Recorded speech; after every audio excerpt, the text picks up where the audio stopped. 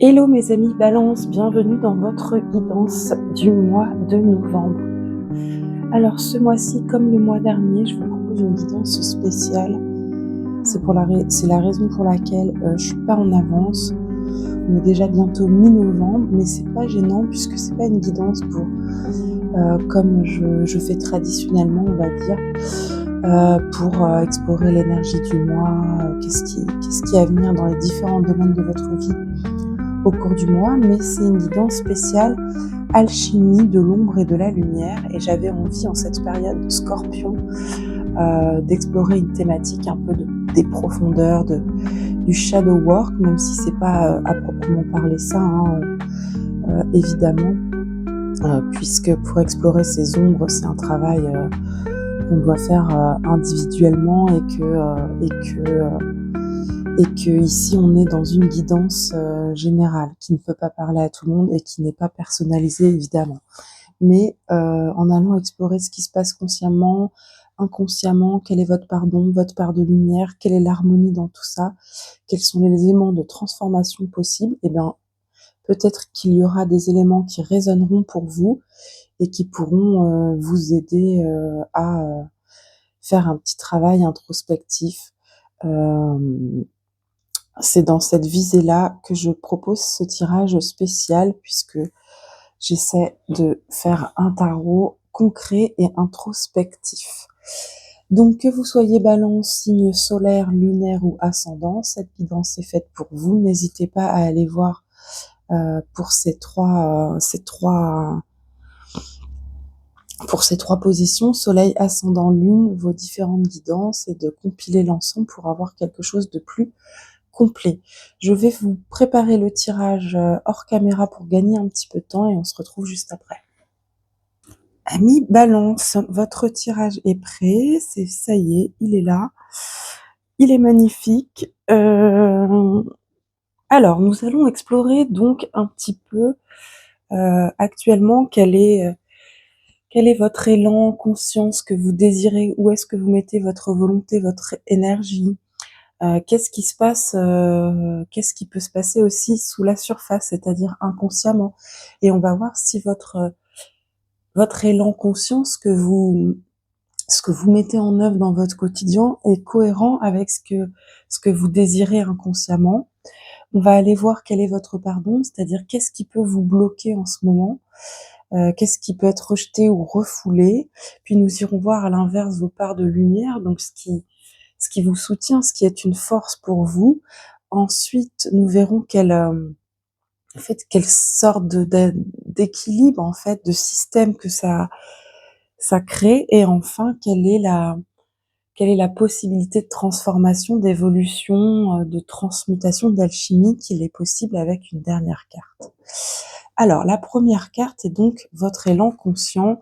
C'est votre désir, votre volonté, là où vous mettez votre énergie.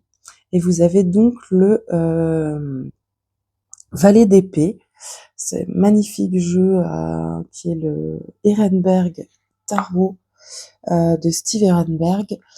Vous avez le page d'épée. Le page d'épée qui nous parle vraiment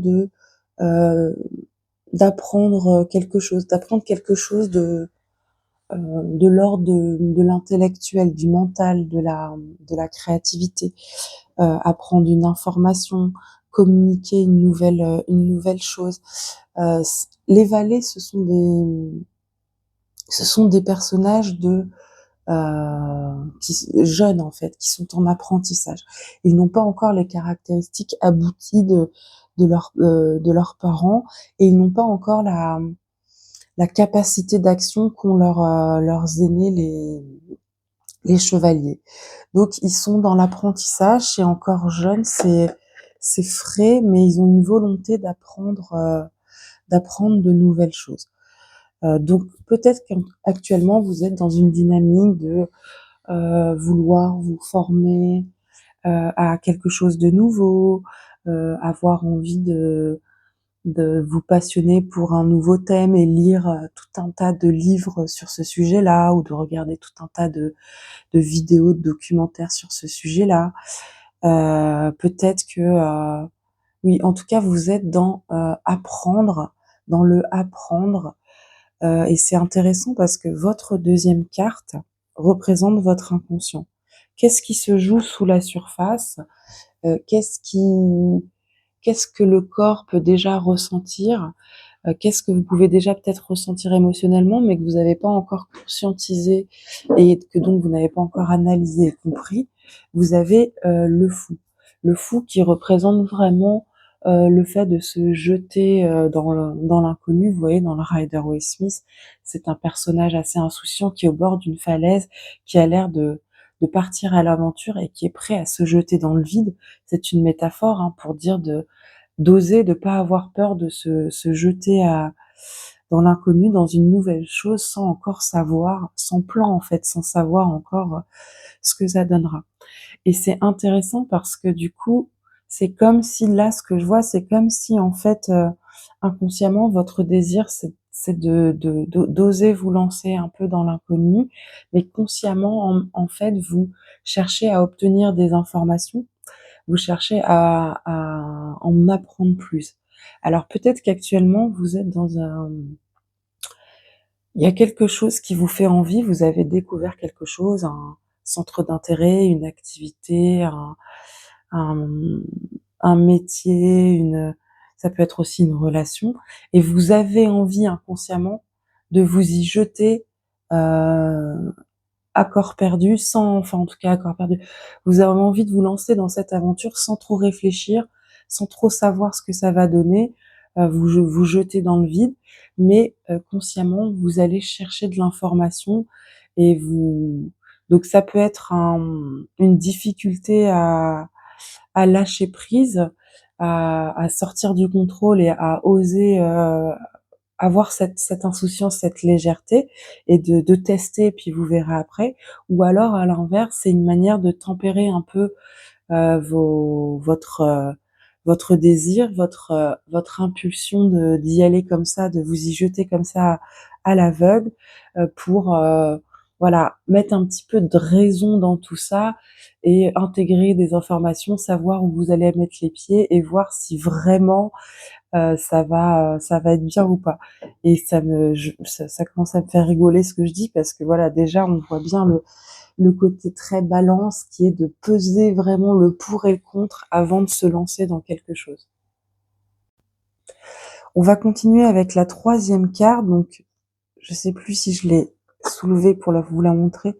Je vous la montre un petit peu parce que je sais que là mon éclairage est un peu intense, et que ça peut un petit peu, aveugler les cartes.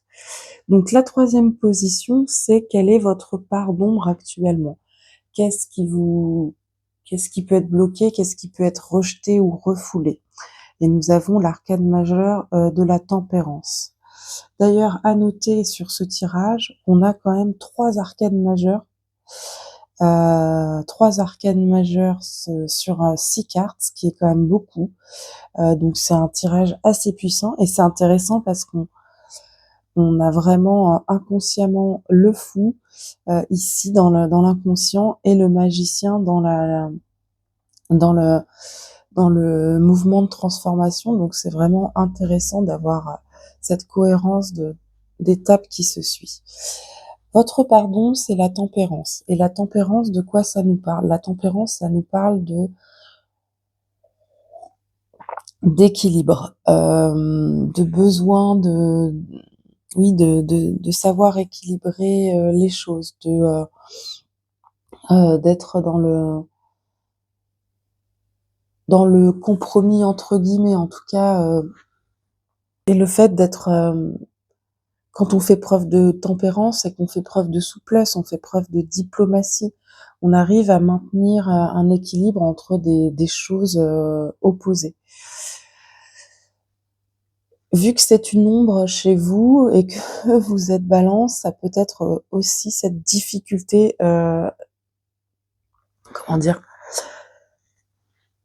Lorsqu'on est très dans la diplomatie, dans le consensus, c'est aussi la difficulté, c'est de ne pas réussir à prendre parti pour quelque chose.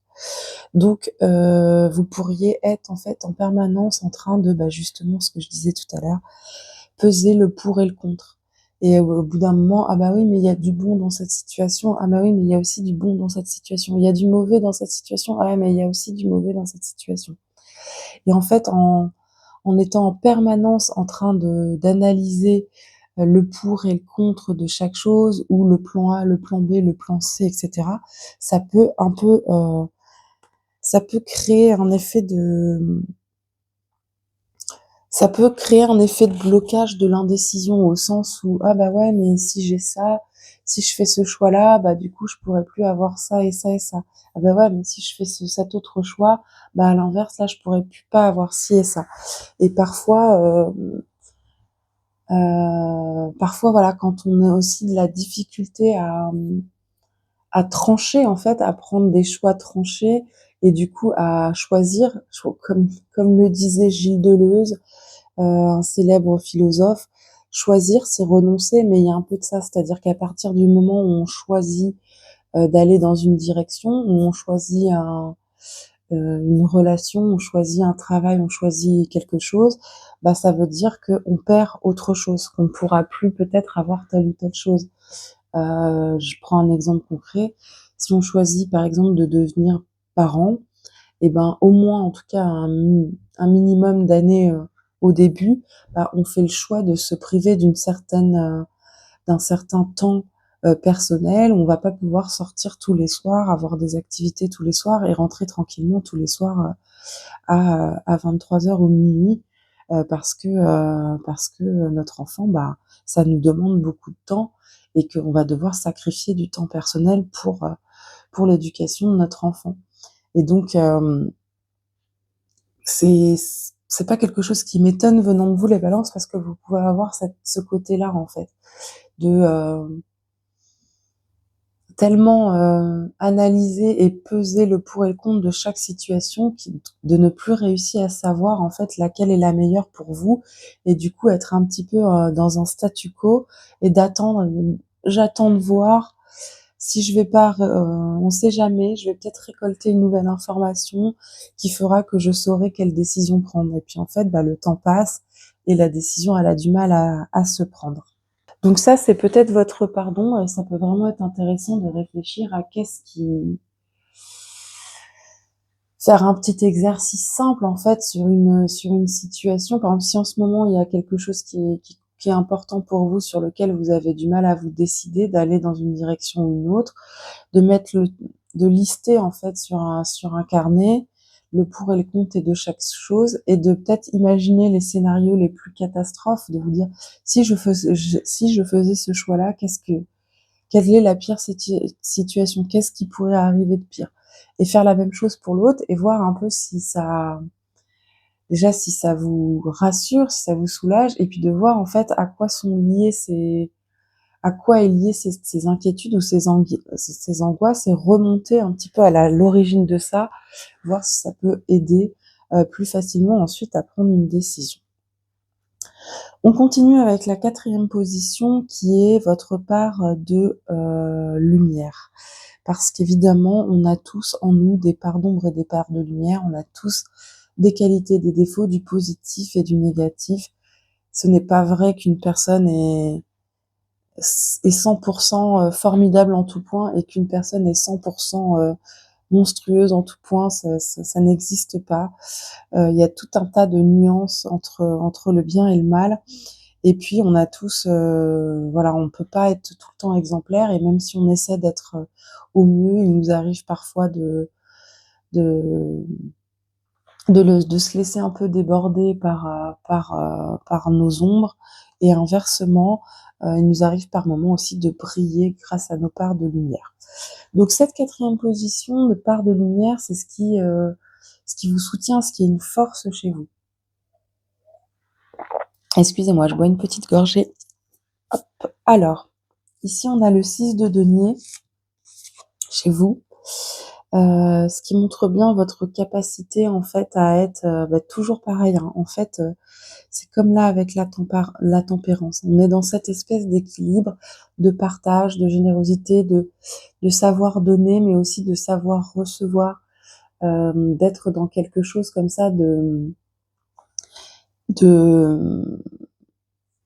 de réciprocité en fait, hein. Dans la tempérance, il y a aussi ce truc de vase communicant, de verser de l'eau d'une coupe à une autre et de faire circuler en fait, hein. Et il y a ça aussi dans le 6 de denier. Le 6 de denier, c'est vraiment la carte de l'équilibre entre le donner et le recevoir. Je ne m'investis pas plus que ça va me rapporter. Je ne donne pas plus que je vais recevoir.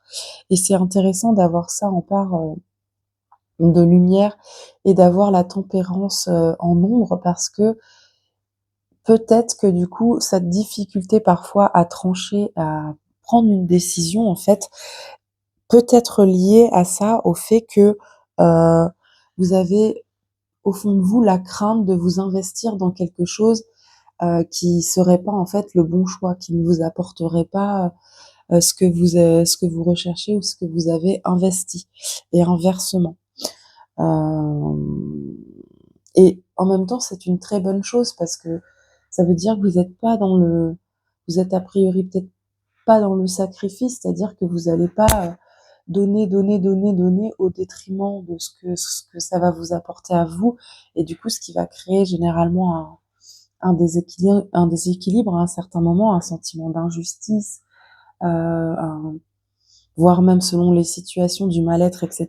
Mais que vous allez être en capacité à toujours euh, peser le pour et le contre pour voir que la situation, elle soit gagnant-gagnant pour tout le monde. Donc c'est vraiment une belle qualité, une belle force, mais ça peut aussi être ça qui vous empêche par moment de prendre des risques parce que en fait en voulant parfois quand on teste quelque chose, quand on prend un risque, la situation elle va être momentanément déséquilibrée.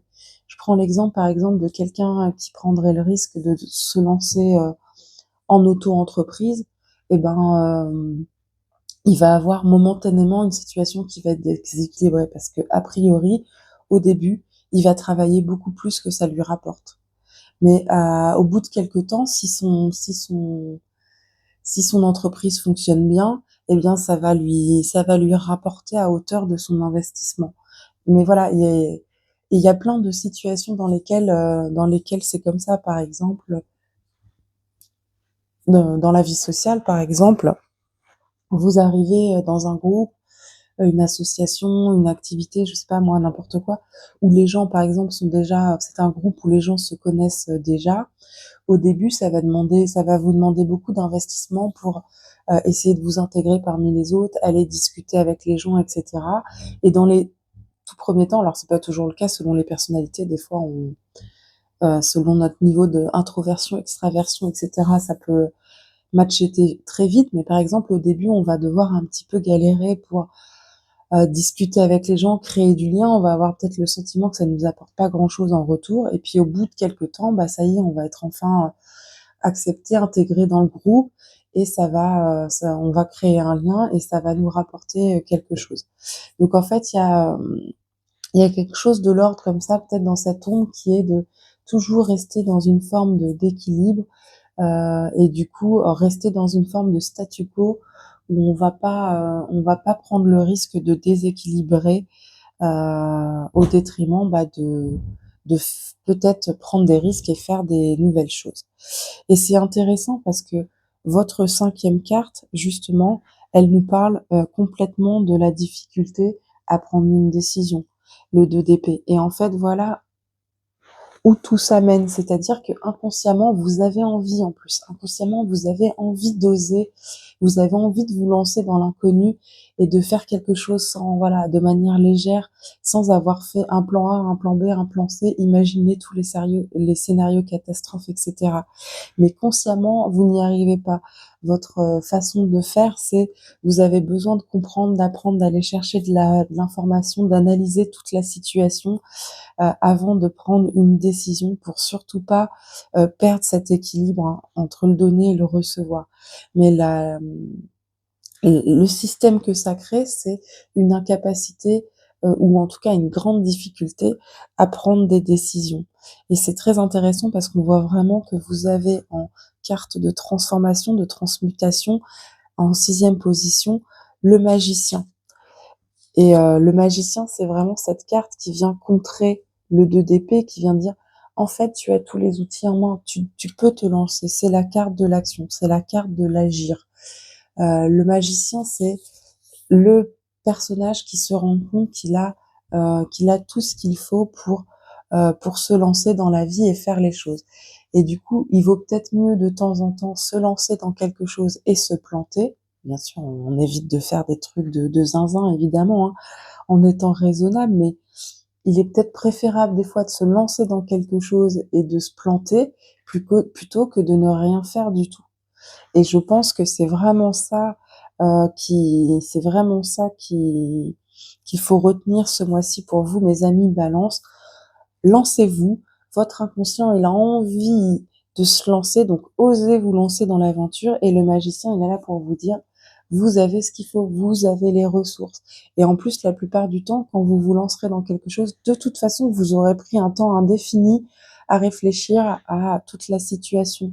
Donc même si ça n'est pas à la hauteur de ce que vous vouliez, vous aurez suffisamment réfléchi de toute façon à la situation pour pas vous mettre dans une position totalement défavorable, qui vous soit totalement défavorable. Donc vous avez les ressources, vous avez ce qu'il faut en vous pour agir, euh, pour vous pour vous lancer en fait. Et je pense qu'il faut retenir, c'est que voilà, à force de trop peser le pour et le contre, on finit par être dans une forme d'immobilisme. Et en fait, là, le message c'est ne, ne, ne vous enfermez pas dans l'immobilisme. Agissez, créez, faites, testez, trompez-vous, explorez, découvrez. C'est comme ça qu'on avance et c'est comme ça qu'on apprend et qu'on évolue. Voilà mes amis Balance. Je vais terminer en vous tirant une petite carte du tarot des anges. Oups, pour aller chercher un petit message.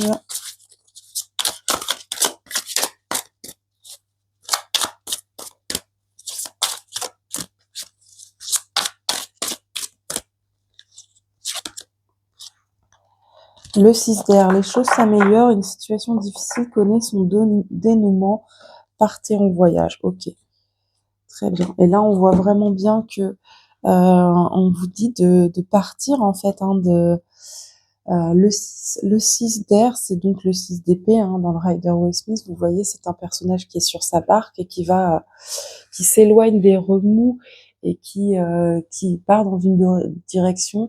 Et pour moi, ça fait sens avec cette histoire de ne restez pas dans une situation de statu quo, d'immobilisme où vous êtes dans l'indécision, vous n'arrivez pas à prendre une décision.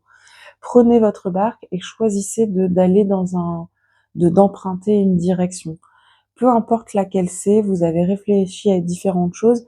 Si vous êtes tenté par différentes choses, c'est finalement dans ces différentes choses, il y a des choses qui vous séduisent tout autant. Sinon, ça serait très facile en fait de trancher s'il y avait une situation qui vous convenait pas du tout. Donc allez-y, testez. De toute façon, faut sortir de cet état-là. Faut s'éloigner de cet état-là. Et le 6 d'épée, c'est ça. Faut s'éloigner d'une situation qui ne convient plus. Et là, pour vous, je pense que le message, c'est vraiment sortir de l'immobilisme. Tester quelque chose. Si ça n'est pas à hauteur et qu'il faut faire marche arrière pour revenir à la position initiale et finalement faire l'autre choix, eh bien, vous le ferez. Il n'y a jamais rien qui est irréversible, en fait. Voilà. Allez, hop, elles sont là. Hop, je vous tire un petit message du petit oracle de l'intuition pour terminer cette guidance, mes amis Balance. Hop là. Et nous avons la carte libération, hypersensibilité. Écoute en priorité tes besoins et ton rythme et tu sauras mieux te protéger. Ta grande faculté de ressenti devient ainsi une force et elle se met à ton service. Ok. Voilà, ça c'est intéressant parce que écoute en priorité tes besoins et ton rythme, ça veut dire que parfois trop rationaliser, trop réfléchir, aller chercher trop d'informations sur quelque chose avant d'aller prendre une décision, des fois il suffit de s'écouter soi, d'écouter ce qu'on ressent au fond de nous, dans notre cœur, notre intuition, qu'est-ce qu'elle nous dit, qu'est-ce qui nous attire le plus, et on sait en fait quelle décision prendre et quelle sera la décision la meilleure pour nous. Voilà mes amis Balance, j'espère que cette guidance vous a plu. Si elle vous a plu, n'hésitez pas à liker la vidéo, à me laisser un petit commentaire. Et si c'est pas déjà le cas, si vous me découvrez seulement, abonnez-vous pour suivre de futures guidances. Je vous remercie de m'avoir suivi jusqu'ici. Je vous souhaite un beau mois de novembre. À bientôt. Ciao!